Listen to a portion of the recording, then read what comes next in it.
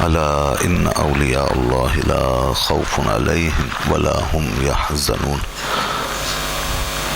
الذين آمنوا وكانوا يتقون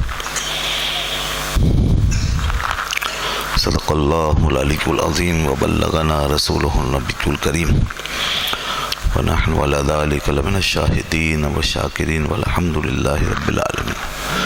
اللهم صل على سيدنا ومولانا محمد وعلى آل سيدنا ومولانا محمد وبارك وسلم وصل عليه صلاة وسلام عليك يا سيدي يا رسول الله وعلى آلك وأصحابك يا سيدي يا حبيب الله.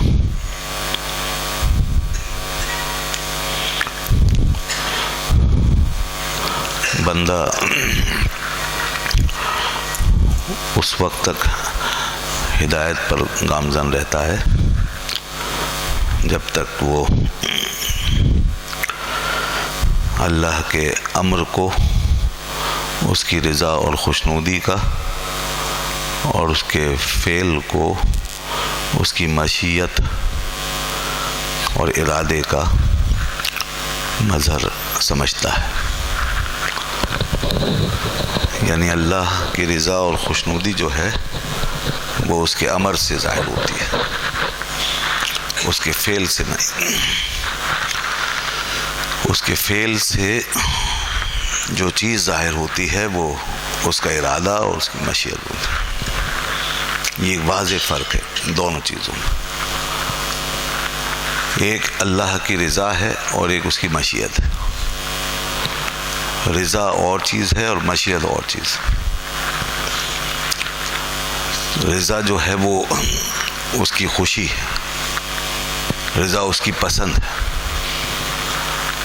اور اس خوشی اور اس پسند کا تعلق اس کے امر سے ہے.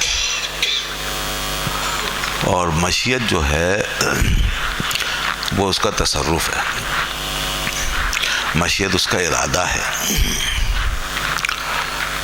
اور مشیت اور ارادہ جو ہے یہ ضروری نہیں کہ اس کے ساتھ رضا اور خوشنودی بھی جمع ہو. تو اس کے جو افعال ہیں نا، جو اس کے فعل ہیں، ان سے اس کی مشیت و ارادہ تو ظاہر ہوتا ہے، مگر اس کی رضا اور خوشنودی کا تعین نہیں ہو سکتا. بندے کے لیے اللہ کی رضا و خوشنودی کو پانے اور سمجھنے کے لیے جو چیز ہے وہ صرف اللہ کا امر ہے، یعنی اس کا حکم.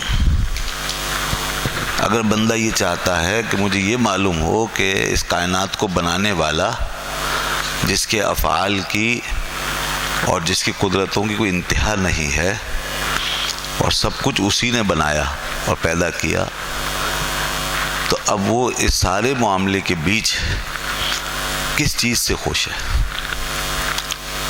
اور کس چیز سے وہ راضی ہے، اور کس بات سے وہ ناراض ہوتا ہے، کس بات سے خفا ہوتا ہے، یہ ہے بندے کے لیے اصل سوال. اگر بندے کو اس دنیا میں چھوڑ دیا جائے اور اللہ کے افعال، اس کی تخلیقات کے اندر اسے چھوڑ کر کے کہا جائے کہ اس میں ڈھونڈو کہ تمہارا رب کس چیز سے راضی ہے، تو بندہ گمراہ ہو جائے گا. اس کے افعال، اس کی تخلیق کے اندر بندے کو اللہ کی رضا اور اس کی خوشنودی کا پتہ نہیں ملے گا. اس کی رضا اور ناراضی کا فرق پتہ نہیں چل سکتا،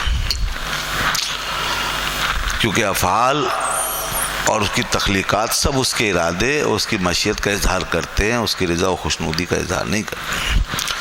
تو اللہ نے بڑی مہربانی کی بندوں پر کہ اس نے اپنے امر کو بھی نازل کر دیا، اپنے احکام اتارے، اپنی شریعتیں اتاری اور اپنے پیغمبروں کو بھیجا، اپنی کتابوں کو نازل کی. اس اتنے بڑے سیٹ اپ کے اندر اس نے یہ نظام بھی ساتھ ساتھ چلایا. ایک طرف اس کی تخلیقات کا سلسلہ جاری، اس کے افعال کا، اور دوسری طرف اس کے پیغمبروں کی تشریف آوری، اس کی کتابوں کا نازل ہونا اور اس کے احکام کا اترنا.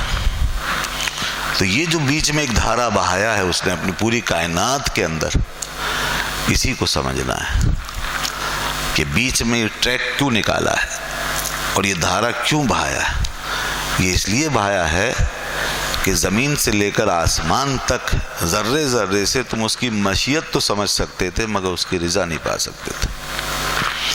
اس کی رضا اور خوشنودی اگر پتہ چلے گی تو وہ اس چیز سے پتہ چلے گی جو اللہ کے نبی لے کر آئے، جو اس کی کتابوں نے ہمیں عطا کیا، جو اس کی وحی کے ذریعے سے ہمیں پتہ چلا، جو امر کی صورت میں، امر و نہی کی صورت میں ہمیں ملا ہے، اور جو احکام شرع کی صورت میں ہمیں حاصل ہوا، اس سے پتہ چلے۔ تو یہ ہے شریعت کی حکمت۔ شریعت کو اس نے کیوں جاری کیا ہے اور شرائع کیوں بنائی ہیں اور نبیوں کو کیوں بھیجا ہے؟ اگر کوئی سوال کرے کہ نبیوں کو بھیجنے کا مقصد کیا ہے اور شریعتوں کے نازل کرنے کا مدعا کیا ہے، تو یہ ہے کہ بندوں کو یہ بتانا چاہتا ہے کہ میں کس سے راضی ہوں اور کس سے ناخوش ہوں، کسے جنت میں بھیجوں گا اور کسے جہنم میں ڈالوں گا، کسے اپنے قریب کروں گا اور کسے دور پھینک دوں گا، کس کو دھتکار دوں گا، یہ چیز بتانے کے لیے، اور بندوں کا خدا سے جو تعلق ہے اس کو درست کرنے کے لیے، ورنہ انسان کا تعلق خدا سے درست ہو ہی نہیں سکتا۔ ظاہر ہے تعلق درست کرنے کے لیے یہ بات جاننا ضروری ہے کہ وہ راضی کس سے ہے۔ اگر آپ کو کسی کی رضا اور خوشنودی کا پتہ ہوگا تو آپ اس سے تعلق صحیح رکھو گے، اس کا اگر ناراضی اور ناراض ہونے کا معیار آپ کو پتہ ہوگا، کرائٹیریا پتہ ہوگا، تو آپ تعلق صحیح رکھو گے۔ اگر آپ کو کسی کے راضی اور ناراض ہونے کا معیار ہی نہیں پتہ تو آپ کا اس سے تعلق کبھی قائم ہو ہی نہیں سکے گا۔ تو شریعت اور دین جو ہے وہ اسی تعلق کو درست کرنے کے لیے اس کی رضا